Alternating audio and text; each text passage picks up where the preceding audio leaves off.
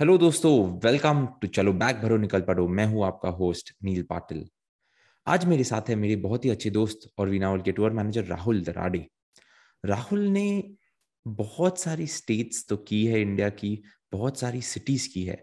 पर आज हम राहुल के साथ स्वामी विवेकानंद रॉक मेमोरियल के बारे में बात करने वाले हैं। सो राहुल, वेलकम टू चलो बैग भरो निकल पड़ो। मेरे तो बहुत सारे सवाल है इस मेमोरियल के बारे में, क्योंकि मैंने भी अब तक ये रॉक मेमोरियल विजिट नहीं किया है। पर आपने जरूर विजिट किया है, एक बार नहीं तो मल्टीपल टाइम्स। तो आप इस एपिसोड की शुरुआत या इस रॉक मेमोरियल का इंट्रोडक्शन हमें कैसे दोगे? हेलो नील। नमस्ते।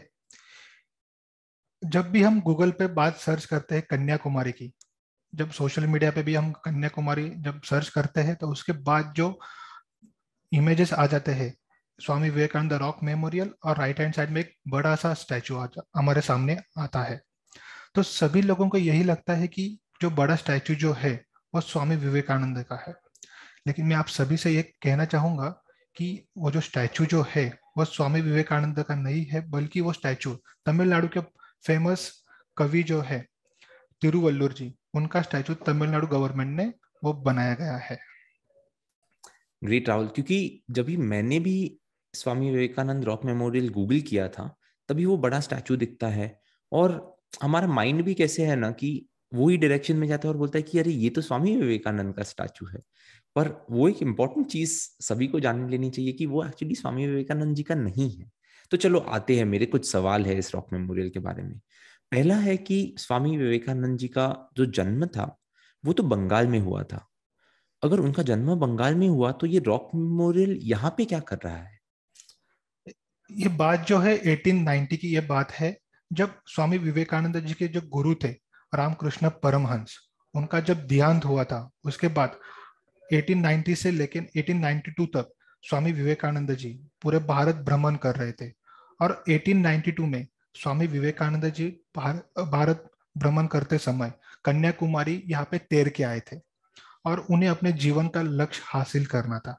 और जब हमें लक्ष्य हासिल करना होता है तो कड़ी तपश्चर्या भी हमें करनी होती है। वैसे ही स्वामी विवेकानंद जी ने उन्हें तपश्चर्या हासिल करने के लिए यहाँ पे बहुत बड़ा पत्थर था, और उस पत्थर के ऊपर उन्होंने 3 दिन 25 दिसंबर, 26 दिसंबर और 27 दिसंबर 1871 में उन्होंने ये तपश्चर्या वहां पे की थी।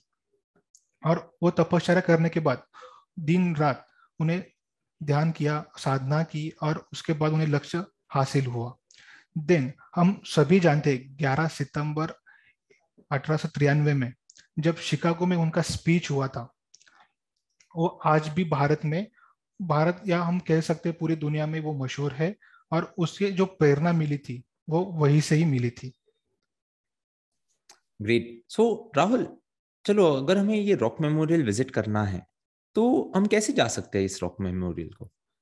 रॉक मेमोरियल जो है वो समुद्र के बीच से अंदर 500 मीटर की दूरी पर है। तो सभी के मन में एक सवाल आता है कि हम वहां पे पहुंचे कैसे। तो कन्याकुमारी में वावातुराई नाम से एक बीच है। वहां से गवर्नमेंट, तमिलनाडु गवर्नमेंट की बोट ऑपरेट होती है। तो एक बोट में कम से कम 100 से 150 लोग वहां पे बैठते हैं, और बैठने के बाद हम रॉक मेमोरियल विजिट करते हैं। ग्रेट। और एक सवाल आपसे पूछना है कि क्या हम वो समुंदर से रॉक मेमोरियल क्लियरली देख सकते हैं? यस, हम क्लियरली देख सकते हैं, लेकिन अंदर जाने के बाद जो हमें नज़ारा देखने के लिए मिलता है, और पूरी तरह से हम समुद्र के बीच में होते हैं, तो वो ब्यूटी अलग से ही होती है। वो तो ब्यूटी तो गूगल के फोटोज में भी दिख जाती है। चलो, ये स्मारक का निर्माण कब हुआ था? ये स्मारक का निर्माण की जो शुरुआत है वो की थी 1964 में, जो कि जे स्कूल ऑफ आर्ट्स के जो प्रिंसिपल थे एकनाथ जी रानडे, इन्होंने इसका निर्माण किया था। और ये निर्माण करते वक्त उन्होंने पूरे भारत देश से उन्हें सहायता मिली थी। जैसे कि उस वक्त हमारी जो पॉपुलेशन थी भारत की वो थी 14 करोड़। तो हर लोगों ने वहां पे 1 रुपए से लेके हजारों रुपए तक वहां पे डोनेट किया था। और भारत में या पूरी दुनिया में हम कह सकते हैं कि ऐसे कुछ ही स्मारक जो है, क्या टेम्पल है, ये लोगों के पैसे से बनाए हैं। तो ये स्मारक जो है वो एकनाथ जी रानडे इन्होंने बनाया था, क्योंकि स्वामी जी के विचार पूरे दुनिया में फैल सके। ये स्मारक पूरी ग्रेनाइट से बना हुआ है। तमिलनाडु के छोटे छोटे गांव हैं, वहां से वो ग्रेनाइट लाए थे, और 600 मजदूर हर रोज यहाँ पे काम कर रहे थे। ये बनाने के लिए कम 7 साल लगे थे। 1917 में इसका पूरा जो स्ट्रक्चर है वो कंप्लीट हुआ था। ग्रेट। अभी बहुत बार जब हम कौन से भी मॉन्यूमेंट पे जाते हैं या sight seeing place of interest पे जाते हैं, तभी इधर टाइम कम होता है या वो जगह होती है वो बहुत बड़ी होती है। तो from a Veena world tour managers point of view, आपसे मैं एक टिप सुनना चाहूंगा कि अंदर जाके हम क्या क्या देख सकते हैं या क्या क्या हमें देखना चाहिए। अंदर जाने के बाद हम 3 जगह हम विजिट कर सकते हैं। सबसे पहले हम अंदर जाने के बाद हम श्रीपाद मंडप विजिट करते हैं। श्रीपाद मंडप, सभा मंडप और ध्यान मंडप, ये हम 3 जगह यहाँ अंदर विजिट करते हैं। इन तीनों की भी अलग अलग खासियतें हैं। सबसे पहले मैं आपको बताना चाहूंगा कि श्रीपाद मंडप जो है, वहां पे जाने के बाद हम क्या देखेंगे। तो वहां पे जाने के बाद कन्याकुमारी माता जो थी, उनके पैरों के वहां पे निशान है। तो उसके पीछे एक पौराणिक कथा है। पौराणिक कथा के अनुसार ऐसा कहा जाता है कि कन्याकुमारी माता जो थी वो कड़ी तपश्चर्या एक पैरों के ऊपर कर रही थी, क्योंकि उन्हें तपश्चर्या इसलिए करनी थी क्योंकि भगवान शंकर जी उनसे शादी कर ले। लेकिन वो शादी कुछ नारद मुनि जी के वजह से नहीं हो पाई, तो वो तपश्चर्या उनकी अधूरी ही रही थी। तो उनके पैरों के निशान आज भी वहां पे स्थित है। जब भी हम अंदर विजिट करते हैं तो वो पैरों के निशान आज भी वो रॉक पे हमें देखने के लिए मिलते हैं। देन श्रीपाद मंडप विजिट होने के बाद हम जाते हैं सभा मंडप। सभा मंडप जाने के बाद सबको जो एक्साइटमेंट रहता है कि हम अंदर जाने के बाद स्वामी जी का स्टैचू कब देखेंगे। तो सभा मंडप जैसे ही हम अंदर पहुंचते हैं तो स्वामी जी का 6.5 फीट का स्टैचू हम देखते हैं। उस स्टैचू के सामने ही 2 फोटोज है। पहला फोटो जो है वो उनके जो गुरु थे, रामकृष्ण परमहंस, उनका फोटो है। और दूसरा रामकृष्ण परमहंस की धर्मपत्नी जो थी सारला देवी, उनका वो फोटो वहां पे स्थित है। और अगर कुछ मैं स्टैचू के बारे में अगर बताना चाहूंगा तो स्टैचू की तरफ हम जब देखते हैं तो ऐसा हमें लगता है कि स्वामी जी हमसे कुछ बात करना चाहते हैं। उनके जो विचार थे वो हम तक पहुंचाना चाहते हैं। ये पूरा जो स्टैचू है ये ब्रॉन्ज से बनाया गया है। और स्टैचू के ऊपर चारों साइड में हमारे भारत में जितने भी म्यूजिक ट्रेडिशनल इंस्ट्रूमेंट्स है वो वहाँ पे डिजाइन किए हुए हैं। तो वो भी हम विजिट करते हैं। और जब विजिट करते हैं तो सब देखने के बाद वहाँ पे अलग सी एक एनर्जी हमें हम पाते हैं। वो होने के बाद हम नीचे की ओर आते हैं। नीचे आने के बाद हम जाते हैं ध्यान मंडप। ध्यान मंडप सुन के ही आपको भी लगता होगा कि ध्यान वहाँ पे मेडिटेशन सेंटर है। वो ध्यान सेंटर में 10 से 12 लोग वहाँ पे ध्यान कर सकते हैं। और मैंने ऐसे खुद एक्सपीरियंस भी किया है। जो 2 से 3 मिनट भी ध्यान नहीं कर सकते, अंदर जाने के बाद वो 30-35 मिनट भी बाहर नहीं आते हैं। तो वो एक जगह की एक अलग खासियत है, हम वो कह सकते हैं। चलो, आपने तो ये बता दिया कि क्या क्या हम देख सकते हैं वहां पर एक जरूर आपने अच्छी बात बताई कि कभी कभी हम किसी भी मेमोरियल में या ऐसी हिस्टोरिकल प्लेस में जाते हैं, तब हम जो सोचते हैं हम हैं वो हम भूल जाते हैं और वहां पे वो एक जेन मोड में चले जाते हैं।